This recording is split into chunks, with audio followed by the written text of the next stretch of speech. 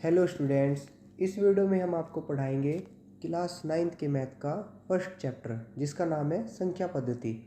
आज हम आपको इस चैप्टर की फर्स्ट एक्सरसाइज के सभी क्वेश्चंस कराएंगे। इस चैप्टर पे हमने एक वीडियो और बना रखी है जिसके अंदर हमने इस चैप्टर के पूरे परिचय की जानकारी आपको दी हुई है और कुछ फॉर्मूले भी आपको बताए हुए हैं। अगर आपने वह वीडियो अभी तक नहीं देखी तो आप उस वीडियो को ज़रूर से जाकर देखें, जिसको देखने के बाद आप इस एक्सरसाइज के सभी क्वेश्चंस आसानी से समझ सकते हैं और उनको हल कर सकते हैं। तो स्टार्ट करते हैं आज की वीडियो। तो स्टूडेंट, एक्सरसाइज 1.1 का पहला क्वेश्चन है, क्या शून्य एक परिमेय संख्या है? क्या इसे आप p बटा q के रूप में लिख सकते हैं, जहां p और q पूर्णांक है और q बराबर नहीं है 0 के?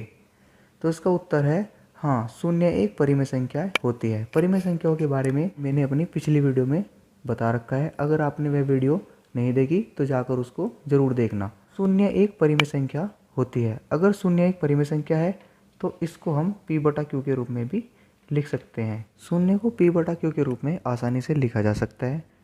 जब हम शून्य को p बटा q के रूप में लिखेंगे तो p का मान शून्य होगा और q का मान कोई भी प्राकृतिक संख्याएँ होगी। जैसे q का मान 1 भी हो सकता है, 2 भी हो सकता है, 3 भी हो सकता है, 4 भी हो सकता है।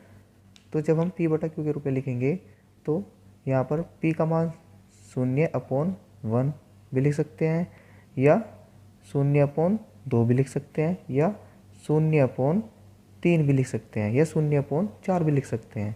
क्योंकि जब हम p बटा q के रूप में शून्य को लिखेंगे तो 0/1 तब भी इसका मान 0 ही रहेगा। अगर हम 0/2 लिखेंगे तब भी इसका मान 0 ही रहेगा। अगर हम 0/3 लिखेंगे तब भी इसका मान 0 ही रहेगा। तो ऐसे ही हम शून्य को p बटा q के रूप में लिख सकते हैं। तो स्टूडेंट्स, अगला क्वेश्चन है, 3 और 4 के बीच में 6 परिमेय संख्याएं ज्ञात कीजिए। तो मैं आपको बताता हूँ, क्वेश्चन में जितनी भी परिमेय संख्याएं ज्ञात करने के लिए पूछे उसमें हम एक संख्या जोड़ देते हैं। जैसे इस क्वेश्चन में 6 परिमेय संख्याएं पूछी है ज्ञात करने के लिए, तो इसमें हम 1 प्लस कर देंगे, 6 में 1 जोड़ देंगे तो कितना हो जाएगा 7। अगर वह 5 परिमेय संख्याएं ज्ञात करने के लिए बोले तो क्या करेंगे, 5 में एक संख्या जोड़ देंगे। अगर वह 10 परिमेय संख्याएं ज्ञात करने के लिए बोले तो उसमें क्या करेंगे, हम 10 में एक संख्या जोड़ देंगे तो वो क्या हो जाएगा, 11 हो जाएगा। इस क्वेश्चन में हमको 6 परिमेय संख्या ज्ञात करनी है, तो आइए करते हैं। तो यहाँ पर हमने 6 में एक संख्या जोड़ दिया है तो कितना आ गया, 7। अब 7 से इस वाली संख्या को गुना करेंगे और 7 से इस संख्या को भाग करेंगे। इसी प्रकार 7 से इस संख्या को गुना करेंगे और 7 से इस संख्या को भाग करेंगे। तो आइए करते हैं। तो यहाँ पर 3 गुना 7 करेंगे और 7 से क्या करेंगे, भाग करेंगे। तो यहाँ पर कितना आ जाएगा, 7 या 21/7। इसी प्रकार 4 गुना 7 और बटे 7 तो कितना आ जाएगा, 7 चौक 28/7।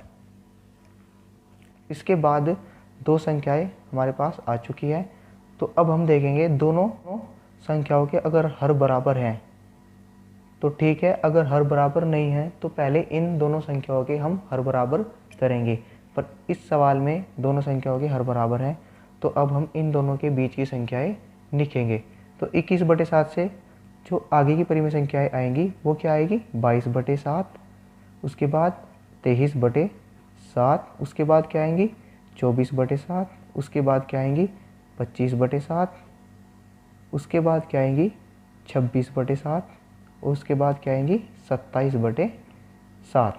तो 21/7 और 28/7 के बीच की 6 परिमेय संख्याएं हमने ज्ञात कर दिया है। या हम ये भी कह सकते हैं 3 और 4 के बीच में 6 परिमेय संख्याएं ज्ञात कर दिया है हमने। ये रही 22/7, 23/7, 24/7, 25/7, 26/7 और 27/7। यही इस क्वेश्चन का उत्तर है। तो स्टूडेंट्स, अगला क्वेश्चन 3 है, 3/5 और 4/5 के बीच 5 परिमेय संख्याएं ज्ञात कीजिए। तो ये भी क्वेश्चन पिछले क्वेश्चन की तरह ही है। पिछले क्वेश्चन में 6 परिमेय संख्या ज्ञात करने के लिए बोला था, तो हमने उसमें एक संख्या जोड़ दी थी। इसमें क्या बोला है, 5 परिमेय संख्या ज्ञात करने के लिए बोला है, तो इसमें हम क्या करेंगे, 5 में एक संख्या जोड़ देंगे। जितनी भी वो संख्या निकालने के लिए बोले उसमें ही एक संख्या आपको जोड़ देनी है। तो यहाँ पर 5 + 1 क्या हो जाएगा, 6 हो जाएगा। तो अब हम 6 से इस संख्या में गुना करेंगे और 6 से इस संख्या में भाग करेंगे, और इसी प्रकार 4/5 में भी हम 6 से गुना करेंगे और 6 से ही भाग करेंगे। तो आइए करते हैं, 3/5 यहाँ पर क्या कर देंगे, 6 से ही गुना कर देंगे, 6 से ही भाग कर देंगे। तो यहाँ पर क्या आ जाएगा, 6 तिया 18 आ जाएगा और 6 पंजे 30 आ जाएगा। इसी प्रकार हम 4/5 में भी करेंगे, 6 से गुना और 6 से ही भाग। तो यहाँ पर क्या आएगा, 6 चौक 24 बटे 6 पंजे 30। तो यहाँ पर अब भी क्या देखेंगे, अब हम इन दोनों संख्याओं के हर देखेंगे।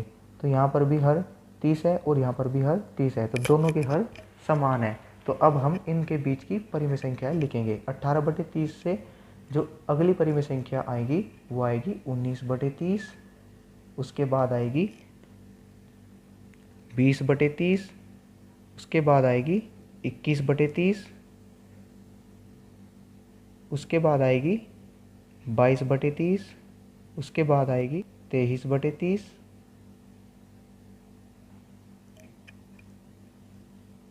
तो यहाँ पर 18/30 और 24/30 के बीच 5 परिमेय संख्याएं हमने निकाल दी हैं।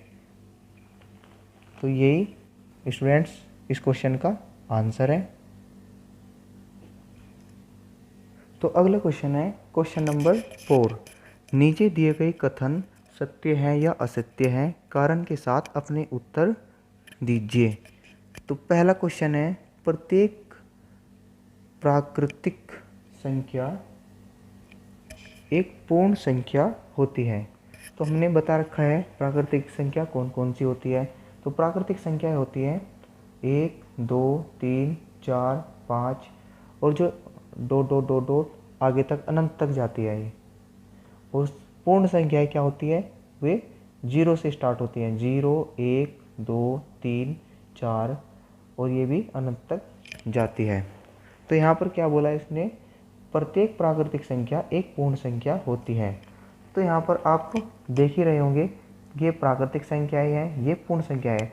इन प्राकृतिक पूर्ण संख्याओं के अंदर ही प्राकृतिक संख्याएं आ रखी है, क्योंकि ये देखिए आप 1, 2, 3, 4, 5, 6 ये क्या है, प्राकृतिक संख्या ही तो है ये।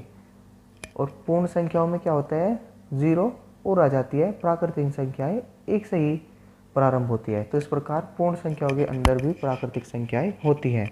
तो इसका उत्तर का कारण यही है। तो अगला क्वेश्चन पढ़ेंगे, प्रत्येक पूर्णांक एक पूर्ण संख्या होती है। पूर्ण संख्याएं मैंने बताया 0, 1, 2, 3, 4 आगे तक होती है, अनंत तक होती है। जबकि पूर्णांक में क्या होता है, पूर्णांक में धनात्मक और ऋणात्मक दोनों प्रकार की संख्याएं होती हैं। इस प्रकार इसका उत्तर असत्य होगा, असत्य होगा। और जो पहले वाला क्वेश्चन था इसका उत्तर सत्य होगा, इसका उत्तर सत्य होगा और दूसरे वाले का असत्य होगा, क्योंकि पूर्ण संख्याएं गिनती वाली संख्या होती है और इनमें माइनस नहीं आता है, जबकि पूर्णांक में माइनस वाली संख्या भी आती है। अब चलते हैं क्वेश्चन नंबर 3 की ओर। क्वेश्चन नंबर 3 है, प्रत्येक परिमेय संख्या एक पूर्ण संख्या होती है। तो परिमेय संख्याएं वे होती है जिनको हम p/q के रूप में लिख सकते हैं, और पूर्ण संख्याएं होती है जो 0, 1, 2, 3, 4 आगे तक होती है।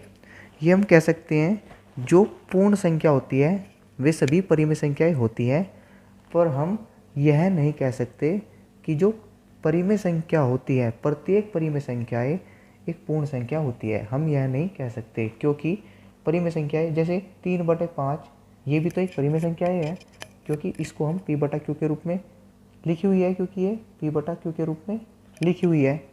जबकि यह जो संख्या है वह गिनती में नहीं आती, क्योंकि पूर्ण संख्या तो ये वाली है, इसमें तो 3/5 है ही नहीं।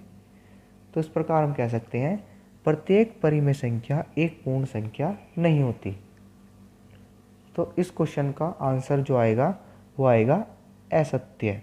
तो स्टूडेंट्स, आज की वीडियो यही समाप्त होती हुई। अगली वीडियो में मैं इस चैप्टर की सेकंड एक्सरसाइज के क्वेश्चंस लेके आऊँगा और उनको सोल्व कराऊँगा।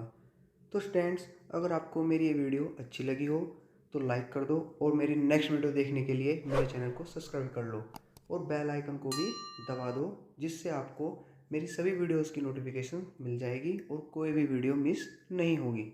धन्यवाद।